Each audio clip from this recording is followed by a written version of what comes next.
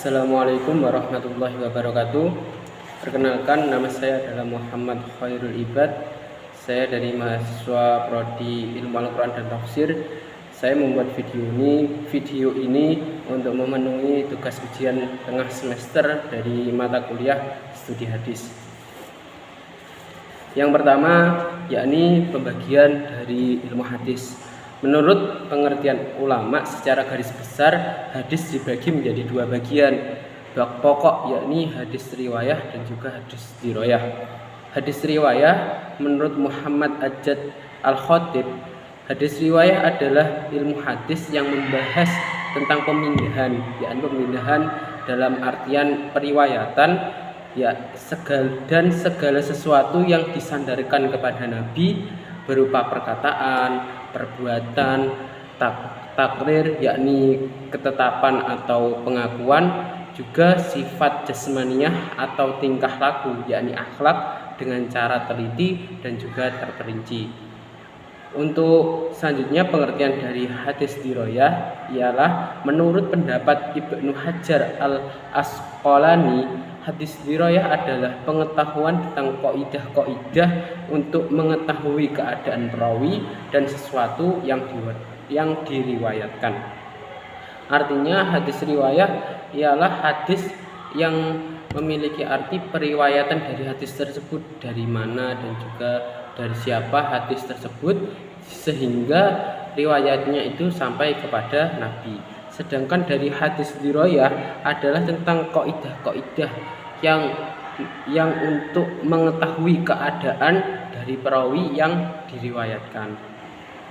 Untuk pembahasan dan juga pokok pembahasan hadis riwayah dan juga diroyah, untuk objek kajian ilmu hadis riwayah adalah hadis Nabi dari segi periwayatan dan pemeliharaannya, yang mencakup satu periwayatan hadis baik dari segi penerimaan dan juga cara penyampaian, dua cara pemeliharaan hadis dari segi bentuk, penghafalan, penulisan, dan juga dari segi pembukuan. Ilmu hadis riwayah ilmu hadis riwayah sudah ada sejak zaman Nabi, bersamaan dengan dimulainya periwayatan dengan hadis itu sendiri. Selanjutnya objek kajian dari ilmu hadis riwayah ini terdiri dari sanad dan juga matan hadis. Sanad mencakup sanad ini mencakup dari segi persambungan sanad, yakni dan juga dari segi kepercayaan sanad tersebut. Jadinya apakah yang disandari ini bisa dipercaya atau tidak. Yang selanjutnya adalah matan. Dari segi matan hadis ini mencakup dari segi kesahihan dan juga kedhaifan hadis tersebut. Perintis hadis diroyah dan juga riwayah. Untuk perintis dari hadis riwayah itu sendiri adalah Muhammad bin Syihab Az-Zuhri, sedangkan untuk perintis dari hadis diroyah adalah Abu Muhammad Al-Hasan bin Abdurrahman bin Khalaf Ar-Romah-Hurmuzi. Biasanya ini untuk hadis diroyah dikenal sebagai Imam Romah-Hurmuzi. Selanjutnya untuk hukum dari kita sendiri mempelajari hadis diroyah dan juga hadis riwayah ini adalah fardu kifayah. Dan juga saat kita mempelajari hadis riwayah maupun hadis riwayah, kita akan mendapat beberapa faedah atau manfaat dari mempelajari hadis riwayah dan juga hadis riwayah. Untuk manfaat dari mempelajari hadis riwayah dan juga riwayah ini, kita dapat mengetahui kesahihan hadis, dapat mengetahui apakah hadis ini hasan, apakah hadis ini dhaif. Sekaligus ketika kita ingin menetapkan hukum atau kita ingin mengamalkan sebuah amalan ibadah yang bersumber dari hadis, kita dapat mengetahui dan juga kita dapat meyakini bahwa amalan atau ibadah yang kita lakukan berdasarkan hadis ini dapat kita lakukan dengan yakin dan juga tenang, karena kita mengetahui dari hadis-hadis yang sahih, dan juga kita bisa membedakan antara hadis dhaif dan juga hadis hasan dan juga yang lainnya. Untuk urgensi dari hadis riwayah dan juga hadis diroyah ini, pada saat-saat ini kita lebih ke media sosial. Saat ini kenapa kok media sosial? Karena pada akhir-akhir ini di media sosial banyak bertebaran hadis-hadis yang bisa dikatakan itu hadis palsu, dan ini juga bisa menjerumuskan umat dalam melakukan ibadah. Misalnya gini, ketika kita scrolling ke media sosial, terus saat kita scroll ternyata ada hadis, dan itu karena tidak tahu kita menjadikan hadis itu sebagai acuan dari kita beribadah. Nah, ini kan sangat mengkhawatirkan, dan ini menjadi problem dan juga yang harus ditangani dengan cepat oleh para ahli-ahli hadis. Salah satunya yakni cara para ahli hadis untuk menanganinya, yakni kita harus memblokir situs hadis palsu. Terus ketika kita sudah memblokir, kita harus mensiasatinya bagaimana cara masyarakat berpindah dari situs tersebut. Kita harus membuat situs atau web ini ditangani oleh para ahli, dan situs ini nanti akan menyebarkan hadis-hadis sahih tersebut. Selanjutnya yakni pengertian matan dan juga sanad. Sanad menurut bahasa berarti adalah sandaran, sedangkan menurut istilah sendiri, sanad adalah jalan yang menyampaikan kepada matan hadis atau silsilah orang-orang yang meriwayatkan hadis sampai pada matan hadis. Untuk pengertian dari matan, yakni menurut bahasa berarti tanah yang meninggi, sedangkan matan adalah materi tentang berita, lafaz atau teks hadis yang di dalamnya mengandung makna-makna tertentu.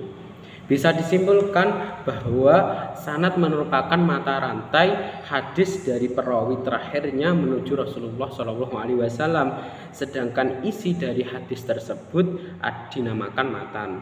Untuk perbedaan dari sanad, isnad dan juga musnad, bisa disimpulkan bahwa sanad merupakan silsilah atau mata rantai riwayat yang menyambungkan mulai dari perawi terakhir sampai dengan Rasulullah. Isnad adalah mengembalikan hadis yang mengutarakannya,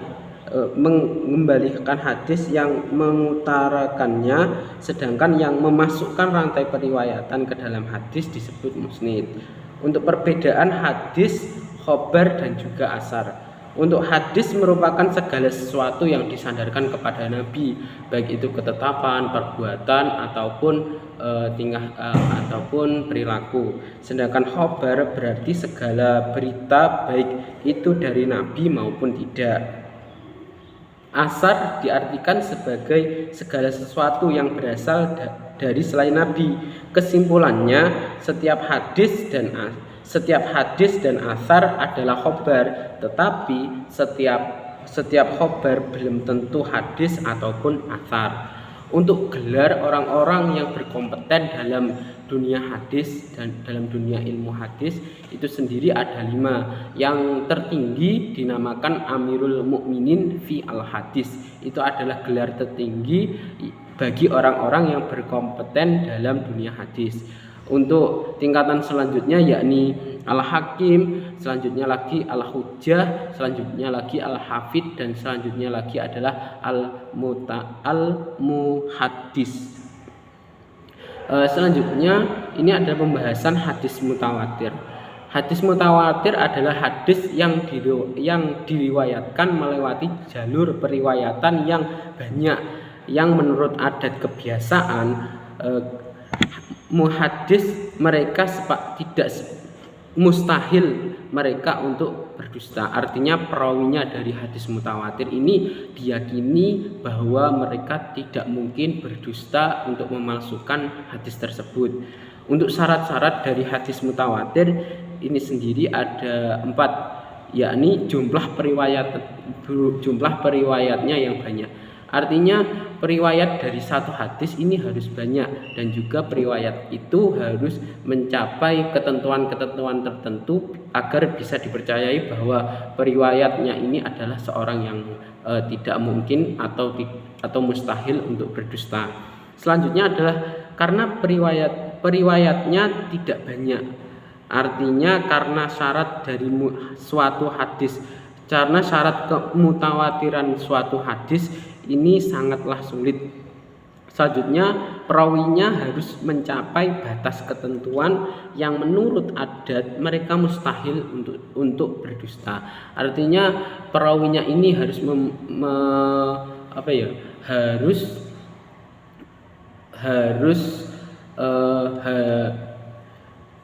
contohnya harus